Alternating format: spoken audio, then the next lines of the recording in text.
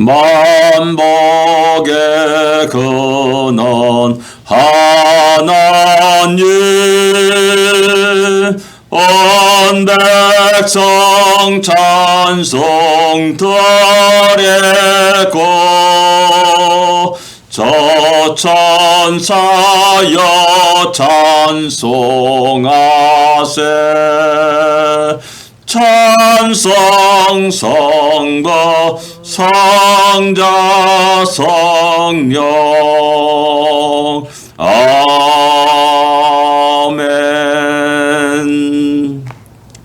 시편에 내가 새벽을 깨우리다라는 말씀이 있습니다. 이 새벽에 우리 하나님을 찬양하면서 이 새벽을 깨웁시다. 아멘. 우리가 기도 소리로 또 하나님을 이렇게 이 새벽을 깨우기를 원합니다.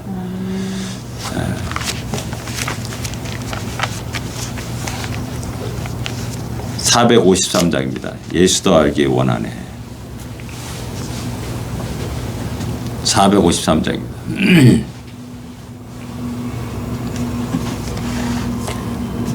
예수도 알기 원하네. 크고도 넓은 은혜와 대속해 주신 사랑을 간절히 알기 원하네. 내 평생의 소원 내 평생의 소원 대속해 주신 사랑을 간절히 알기 원하네. 성령이 스승되셔서 진리를 가르치시고 거룩한 뜻을 깨달아 예수를 알게 하소서. 내 평생의 소원 내 평생의 소원 대속해 주신 사랑을 간절히 알기 원하네. 성령의 감화 받아서 하나님 말씀 배우리. 그 말씀 안절안절이 내 맘에 교훈되도다. 내 평생의 소원 내 평생의 소원 대속해 주신 사랑을 간절히 알기 원하네. 예수가 계신 보좌는 영광에 둘러있다다. 평화의 왕이 오시리 그 나라 왕성하도다. 내 평생의 소원 내 평생의 소원 대속해 주신 사랑을 간절히 알기 원하네. 아멘. 날마다 순간순간마다 그 대속해 주신 그 은혜 속에서 힘있게 살기를 원합니다. 다 같이 우리 신앙 고백드리겠습니다. 전능하사 천지를 만드신 하나님 아버지를 내가 믿사오며 그 외아들 우주 예수 그리스도를 믿사오니 이는 성령으로 잉태하사 동정녀 마리아에게 나시고 본디오 빌라도에게 고난을 받으사 십자가에 못 박혀 죽으시고 장사한 지 사흘 만에 죽은 자 가운데서 다시 살아나시며 하늘에 올사 전능하신 하나님 우편에 앉아 계시다가 저리로서 산자와 죽은 자를 심판하러 오시리라. 성령을 믿사오며 거룩한 공예와 성도가 서리교타는 것과 죄를 사하여 주는 것과 몸이 다시 사는 것과 영원히 사는 것을 믿사옵나이다. 아멘. 우리 하나님께서는 로마서 12장입니다. 18절부터 21절까지 말씀 같이 읽겠습니다. 로마서 12장 18절부터 21절까지 말씀입니다. 같이 읽겠습니다. 할 수 있거든 너희로서는 모든 사람과 더불어 화목하라. 내 사랑한 자들아 너희가 친히 원수를 갚지 말고 하나님의 진노하심에 맡기라. 기록되었으되 원수 갚는 것이 내게 있으니 내가 갚으리라고 주께서 말씀하시니라. 내 원수가 줄이거든 먹이고 목마르거든 마시게 하라. 그리함으로 내가 숯불을 그 머리에 쌓아 놓으리라. 악에게 지지 말고 손으로 악을 이기라. 아멘. 14절부터 이렇게 보게 되면 상당히 우리가 실천할 수 없는 행할 수 없는 그런 말씀들을 우리에게 하십니다. 어제 말씀드렸지만은 이것은 내 힘으로 내 의지로 할 수 있는 일이 아닙니다. 우리 찬양 속에 내가 예수를 더 알기 원하고 예수의 성품을 담기를 원하는 그 찬양처럼 우리가 주 안에서 우리의 못된 습성들, 죄악성들이 하나하나 제거되고 점점 하나님의 뜻에 하나님의 주님의 성품에 우리가 변해갈 때 곧 성화를 이뤄가면서 우리가 그런 일들을 행할 수 있다는 사실입니다. 내가 하는 것이 아니라 성령께서 나를 지배하심으로 말미암아 나를 이끌어 가시고 나로 하여금 그렇게 하도록 하시는 그런 모습이 있어야 된다는 겁니다. 그래서 여기서 율법주의와 은혜가 나오는 겁니다. 또 사람도 이것을 내가 하려고 합니다. 근데 그게 아내 역시 마찬가지로 나의 쓴뿌리가 상처가 여전히 남아있고요. 그 때문에 결국 잠깐 동안은 야 내가 너 용서할게. 그 돌아서는 뭐 어떻게 됩니까? 여전히 내 마음에 어떤 그걸 갖고 살아가지 않습니까? 그걸 어떤 사람은 평생을 갖고 살아가는 사람이 있습니다. 그래서 요즘 현대 정신의학 속에서 현대인이 상처가 많다. 뭐 이런 얘기를 많이 합니다. 뭐 무슨 상처가 그렇게 많은지 모르겠습니다. 예, 상처 많을 수 있습니다. 저에게도 마찬가지입니다. 그러나 그런 모든 것들이 내 인생을 주관하도록 해서는 안 된다는 겁니다. 내 인생을 지배해서는 안 되는 거죠. 왜? 그런데 내 정열을 쏟으면 괴로워하고 고통스러워. 왜 그렇게 쓸데없이 살아가냐는 겁니다. 다시 한번 우리가 하나님의 놀라운 능력과 권능 안에서 그 은혜 속에서 살아가는 우리가 되어야 됩니다. 18절에 보면 할 수 있거든. 너희로서 모든 사람과 더불어 화목하라 라고 말씀합니다. 예, 우리는 살아가는데 혼자 살아갈 수 없습니다. 너와 나의 관계가 있습니다. 부부 관계도 마찬가지 아닙니까? 부부와 남편과 아내의 관계가 있습니다. 모든 사람들이 그렇습니다. 이 관계 속에서 우리 하나님은 좋은 관계로 아름다운 관계로 또 그런 사람이 모인 그 공동체가 참으로 아름다운 공동체 기쁨의 공동체가 되기를 원하신다라는 사실입니다. 그래서 가능하면 할 수 있으면 가능하면은 너희가 모든 사람과 더불어 화목하라라고 말씀합니다. 그러니까 의대의 목적은 중상모략이 아닙니다.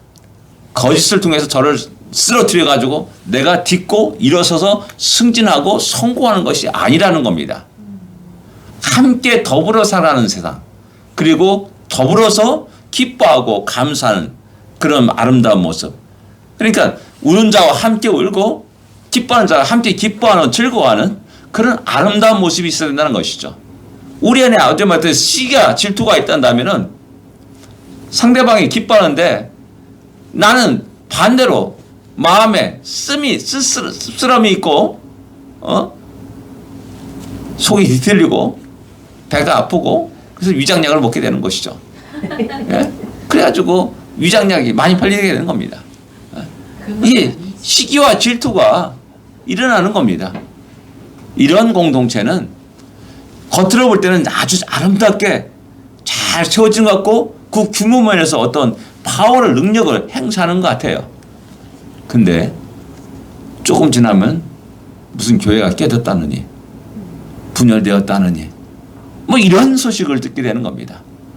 그것이 곧 모든 그 공동체 사람들에게 큰 상처가 되고 또 그 주위에 많은 사람들에게 상처가 되는 것이죠. 예, 그러다 보니까 신앙생활을 해요. 예배를 드려요. 그러나 냉랭함이 있는 겁니다. 그냥 형식적으로 신앙생활하는 거. 적당히 어느 선을 넘어가서는 안 된다. 왜냐? 넘어가는 순간에 상처가 되니까는 나에게. 그걸 경험적으로 너무나 많이 알고 경험하는 겁니다. 너무나 지나치게 개입하게 되면 큰 문제에 휩쓸리게 된다는 걸 경험적으로 알기 때문에 우리 대부분 한국 성도들이 교회 일을 하는 데 있어서 적당히 어느 선을 넘지 않습니다. 좀 더 이렇게 한 번은 더 나오면 좋겠는데 좀 더 그의 삶이 헌신된 삶이 좀 더 이렇게 전진해 나가야 되는데 하는 그런 아쉬움이 있는 겁니다. 왜 그렇습니까? 바로 더불어 화목해야 된다. 우리의 삶에 하나님 원하시는 우리의 삶은 너와 내가 남남이 아닙니다.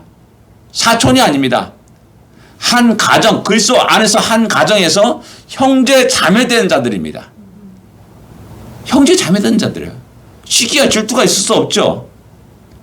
뭐 다 자라서 또 결혼하고 뭐 각각 가정이 있게 되면 또 시기와 질투가 일어납니다. 그러나 같이 한 부모 밑에서 자라는 데는 형제 자매들이 시기와 질투가 없습니다. 야, 너 학교 합격했냐? 야, 축하한다 하면서 서로 축하해주고 뭐 그러지 않습니까? 너 그런 어려움이 있었냐? 누구야? 같이 가자. 뭐 이래서 분노를 하면서 같이 합동해가지고 그 사람 찾아가지고 항의도 하고 뭐 때려 부수기도 하고 뭐 그럽니다. 이런 아름다운 신앙의 공동체, 그것을 이루기를 원하는 사람, 어느 분이 우리 주님이시라는 사실입니다. 그래서 너희들은 남이 아니다. 사촌도 아니다. 그리스도 안에서 한 형제요 자매다. 서로 화목하게 지낼 것을 우리에게 요구하고 있고 명령하고 있는 겁니다. 19절 보면 내 사랑하는 자들아 너희가 친히 원수를 갚지 말라. 하나님이 진노하심 맡기라 라고 그렇게 말합니다. 우리는 우리의 일상생활 속에서 우리 또 한국의 어떤 전통 그런 유교 사상 속에서 이 복수라는 것은 당연하게 여겼습니다.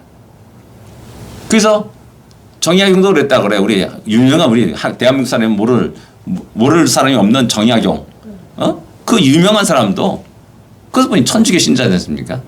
그분도 역시 마찬가지로 당연히 복수를 해가지고 누굴 죽인 일에 대해서 아주 관대하게 처분했다는 겁니다. 당연히 그러다 보니까 복수 혈국, 뭐 영화도 그렇고 그런 거 보면 짜릿한 어떤 느낌의 쾌감을 느낄 때가 많이 있습니다. 예? 그런데 성경은 그 세상의 시스템과 가치관에 완전히 정반대된 이야기를 합니다. 원수 갖지 마.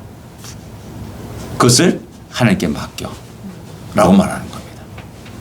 원수 갚는 일은 내가 할 테니까 너희들은 화목해. 더불어 화목해. 이렇게 우리에게 요구하고 있다는 사실입니다. 왜 이것을 하냐? 이 좋은 비유가 뭐냐면 가라지 비유입니다. 가라지 비유. 13장에 마태복음 13장에 주님이 좋은 씨를 뿌립니다. 주인이 가서 종들이 가서 좋은 씨를 뿌렸더니 그 다음에 오니까 또 사탄이 와가지고 가라지를 뿌리고 갑니다. 그래서 자랑합니다. 주인, 주인님 어떻게 가라지가 있네요? 그걸 뽑을까요? 그리고 요구합니다. 그때 주인이 하는 말이 뭡니까? 놔둬, 가만 놔둬라. 왜 그러냐? 가라지를 뽑다가 알곡을 다치게 할까 염려하기 때문에. 가라지를 염려해서 그대로 놔두라는 것이 아니라 좋은 신 알곡 곡식이 상할까 봐 놔두라고 하는 겁니다. 결국 마지막에는 가라지와 알곡이 나눠져 가지고 가라지는 불 속에 던져지게 되는 그런 운명을, 그런 결말을 갖게 되는 것이죠. 그래서 놔두라고 말하는 겁니다. 예, 내가 원수를 갚는다는 것, 딱 갚게 되면 쾌감이 일어나냐 이거죠. 이제 됐다라고 말하냐 이거죠. 피의 법은 계속됩니다. 서로 왔다 갔다 하면서. 그래서 서로가 서로를 원수로 여기는 겁니다. 서로가 서로를 향해서 너 때문에 하면서 싸우고 그것이 대대에 이르게 되는 것이죠. 참 이런 일들이, 인간의 이런 일들을 그 쇠사를 끊어야지만이 너희가 참된 평안과 기쁨을 누릴 수 있다라는 것을 우리 주님은 알고 계시는 겁니다. 왜? 우리 주님이 우리를 만드셨지 않습니까? 근데 죄란 놈들이 싹 들어와 가지고 우리의 그런 하나님의 뜻을 차단하고 자기의 뜻 가운데 이 시스템을 만들어가고 또 우리 심령을 지배하고 있는 겁니다. 우리 자신들도 그런 가치관과 세계관 속에서 살게 되는 것이죠. 이럴 때 아니야. 원수 갚는 일은 나에게 맡겨. 너가 원수 갚는다고 열정히 칼을 갈고 창을 들고 뭐 수십 년 수련을 해가지고 해봤자 너만 손해야.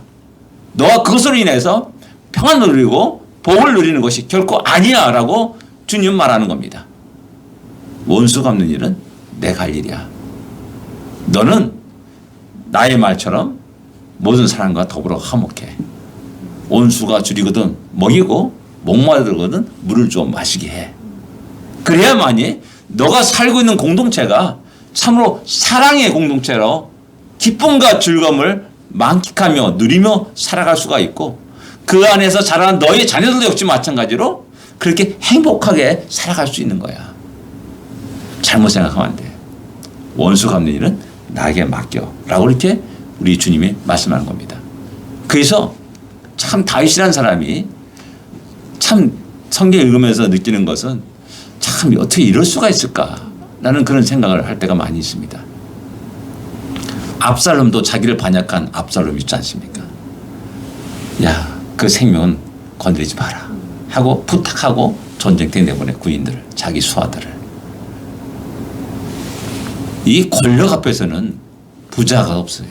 아버지 아들이 없어요. 냉혹한 거 아닙니까? 아들이 아버지를 죽이고 자기가 그 권력을 차지할 때가 있지 않습니까? 그 다윗은 자기를 죽이려는 압살롬을 살려둬라 라고 부탁을 합니다. 그리고 압살롬과 함께 군대 장관이었던 아마샤입니다.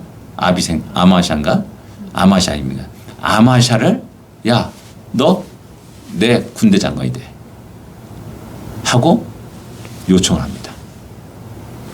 적군의 군대 장관을 바로 얼마 전까지만 해도 자기를 죽이려고 군대를 지휘했던 그 군대 장관을 야, 내 편에 군대 장관 돼. 나의 군대를 지휘해 라고 얘기하는 거예요. 너무나 놀란 겁니다.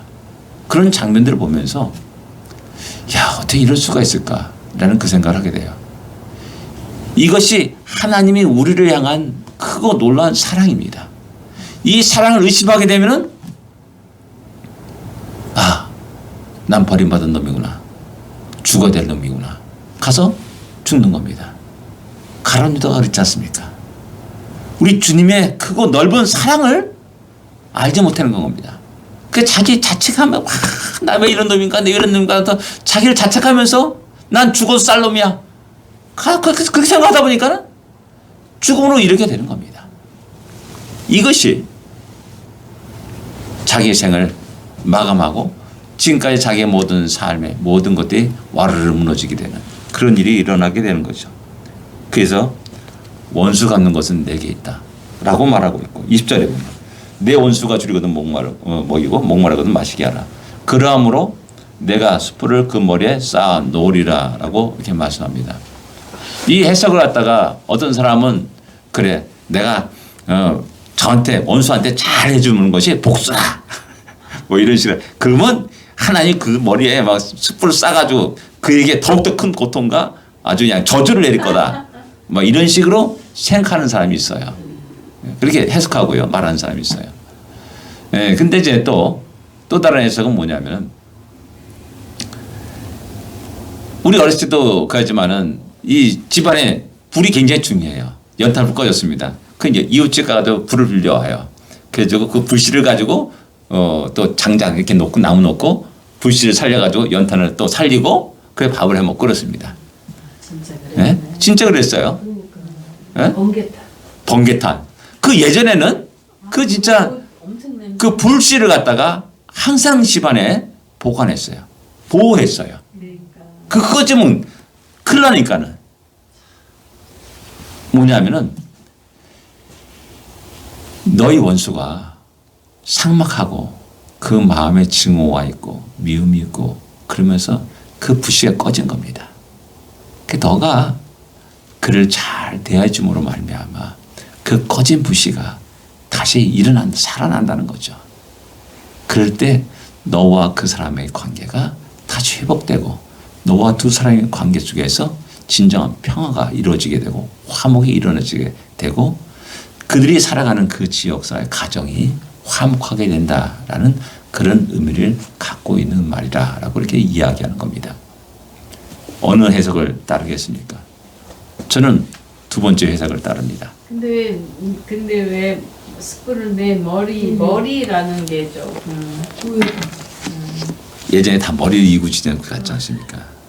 귀중해가지고 머리 쥐고 다닌 겁니다. 네. 그래가지고 그게 다시 살아나는 것이죠.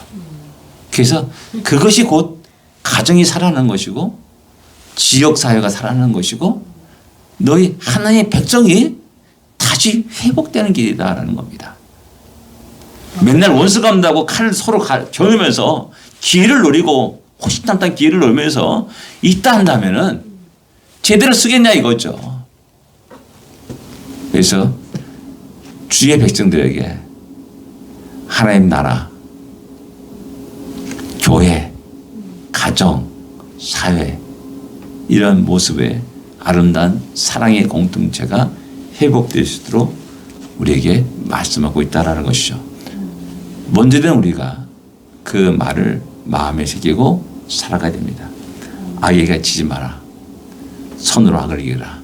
복수하지 말라는 겁니다. 서로 악을 악으로 갚고 동태보상법이 있지 않습니까? 눈은 눈으로, 이는 이로. 이 말을 갖다가 오해하는 겁니다. 사람들이. 당연히 그것을 해도 된다라고 해요. 아니다.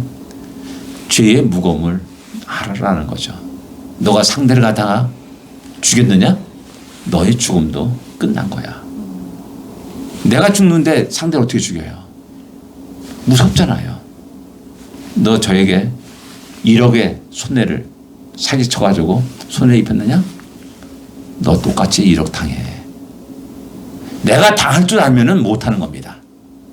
근데 내가 당할 줄 모르기 때문에 나는 괜찮을 거다 생각하기 때문에 사기쳐가지고 상대 1억을 갖다 빼앗는 거죠. 강탈하는 거죠. 그런 사람들을 향해서 아니야. 너가 그렇게 하면은 하나님이 보시잖아요. 하나님이 하시잖아요. 그래서 갚아주신다라고 말씀하는 겁니다. 그렇기 때문에 절대 그러지 마라고 말한 겁니다. 우리 깡패들이 쭉 시장을 돌아다니면서 보비 명목으로 상인들의 갈취를 합니다. 그리고 그들이 또 고리대금업을 하죠. 1년에 100% 몇 %, 1000% 머리에 고리대금을 합니다. 이론상 그들은 재벌이 돼야 돼요. 엄청난 재벌이 돼야 돼요. 깡패 두목으로서 확 으쌰으쌰 어깨 빡 펴고 말이야. 쫙 그 좋은 차 타고 다니면서 행세하는 그 사람들 건강하게 살아야 돼요. 근데 깡패 두목들이 대부분 공통적으로 심혈관 질환이 있다는 겁니다. 그래서 죽어요. 왜? 자기가 그 짓 했으니까는 언제 내가 또 그런 일을 당할지 모른다는 겁니다. 그래서 늘 긴장, 초조 속에서 이 심장이 제대로 평안한 날이 없는 겁니다. 그 심혈관 질환으로 죽는다는 거예요. 우리나라 유명한 그 뭐야 두목들 그 얼마 전에 그 죽었다는 그 두목들 그런 사람들이 그렇게 된 거예요. 그럴 것 같아요. 그리고 남들이 갈취해가지고 돈을 모으면 내가 부자가 되잖아요. 근데 그들 가운데 떵떵거리면 재벌 사는 사람 하나도 없어요. 왜 그러냐? 하나님 보신 대로 너희들이 행한 대로 갚아주시는 거예요. 이 때문에 우리의 생각과 전혀 다릅니다. 그래서 주의 말씀은 우리에게 말합니다. 너가 살아가는 세상 속에서 그런 세상의 가치관을 따르지 말라. 원수 갚는 일을 하나님께 맡겨라. 원수가 목마르거든 마시게 하고 줄이거든 먹게 하라. 뭘 양식을 줘라. 라고 얘기하면서 우리가 살아가는 삶 속에서 커뮤니티 속에서 가정 속에서 내가 먼저 사랑을 실천하며 나가기를 원하는 겁니다. 내가 사랑을 실천하기 위해서 내 자신이 먼저 성령 충만함을 받아들이고 입어야 된다라는 것이죠. 날마다 순간순간마다 내가 얼마나 큰 은혜를 입었는지 일반 달란트를 탕감받았다는 그 사실을 늘 기억하고 살아가야 되는 겁니다. 그래서 작은 것에 대해서도 내 마음에 상처 입지 않아요. 에이, 뭐, 그 100단을 갖고 뭐 그래. 하고 툭툭 털고 나갑니다. 근데 1만 달러 탕감받은 것을 깜빡하면 이겨버리면은 1데나리온도 용납하지 않았습니다. 너 나한테 꼭 100원 달라라고 따지면서 대들어요. 어떤 사람은 1억을 빌려주고도 야 그냥 넣어서 갖다 써. 뭐 이런 식의 사람이 있어요. 근데 어떤 사람은 그 100원 때문에 1달러 때문에 너 언제 내가 고조 짰느냐 너 왜 그거 안 줘? 하면서 졸졸 따라다니면서 계속해서 그냥 따라다니면서 살아가는 사람이 따지는 사람이 있어요. 이거 모두가 뭐냐 일반 나라에서 내가 탕감을 받았다는 것을 깜빡 잊은 겁니다. 내가 얼마나 큰 은혜를 입었는데 그거에 비하면 세상에 일어나는 여러 가지 오해와 미움과 시기와 질투를 받는 모든 것도 아무것도 아닙니다. 하나님 나를 인정해 주시고 하나님 나를 구원하시고 살아가시고 좋게 하면서 넘어가는 겁니다. 기도하겠습니다. 하나님 아버지 은혜를 감사합니다. 우리는 할 수 없습니다. 주여 우리를 주장하여 주옵소서. 우리와 함께하여 주옵소서. 우리를 인도하여 주옵소서. 진정 우리가 주의 마음을 알게 하시고 주의 인격을 닮아가게 하여 주시옵소서. 늘 순간순간마다 하나님의 크고 놀라운 사랑과 은혜를 기억하고 마음에 새기고 살아가는 우리가 되게 하여 주옵소서. 그래서 이 땅에 일어나면서 인간관계 속에서 많은 아픔과 상처들 아무것도 아니라는 사실을 깨닫게 하여 주옵시고 다시 힘차게 하나님께서 우리에게 보여주신 또한 하라고 하시는 십자가와 사명을 감당할 수 있는 우리 모두가 되게 하여 주시옵소서. 오늘도 믿음의 첫 발자국을 내딛습니다. 사랑의 발걸음이 되게 하여 주시옵소서. 승리의 발걸음이 되게 하여 주시옵소서. 예수님으로 간절히 기도드립니다. 아멘. 하늘에 계신 우리 아버지여 이름이 거룩히 여김을 받으시오며 나라의 마옵시며 뜻이 하늘에서 이루어진 것 같이 땅에서도 이루어지리이다. 오늘날 우리에게 일용할 양식을 주옵시고 우리가 우리에게 죄진 자를 사하여 준 것 같이 우리 죄를 사하여 주옵시고 우리를 시험에 들지 말게 하옵시며 다만 악에서 구하옵소서. 되게 나라와 권세와 영광이 아버지께 영원히 싸움나이다. 아멘. 승리하십시오.